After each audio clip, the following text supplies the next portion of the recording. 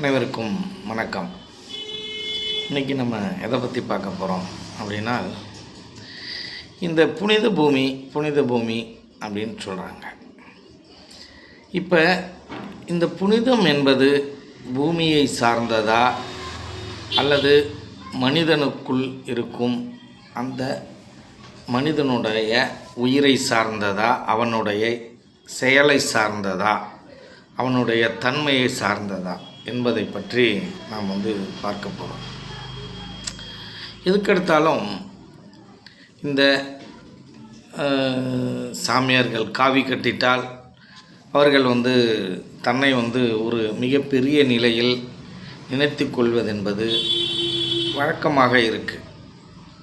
திருவண்ணாமலையில் ருத்ராட்சத்தை போட்டுக்கிட்டு காவியை கட்டிக்கிட்டால் அவர் மிகப்பெரிய சாமியார் என்றும், அவர்கள் சொல்வதெல்லாம் உண்மையை சார்ந்தது என்றும், அவர்களுக்கு மிகப்பெரிய அனுபவம் கிடைத்தது போலையும் நினைத்து கொள்ளும் கூட்டம் அதிகமாக இருக்குது. அவர்களுக்கு இறைவனை சார்ந்தோ இல்லை இந்த இயற்கையை சார்ந்தோ அதிகபட்சமாக ஏதாவது தெரியுமா அப்படின்னு கேட்டிங்கன்னா, அதிகபட்சமாக ஒன்றும் தெரியாது என்பது தான் உண்மையாக இருக்குது. உண்மையாகவே அவர்களுக்கு இறைவனை பற்றி எல்லாம் தெரிந்திருந்தால் அவர்கள் அந்த இடத்தில் இருக்க மாட்டார்கள். அமைதியான இடத்தில் தனிமையில் இருப்பது வழக்கமாக இருக்கும்.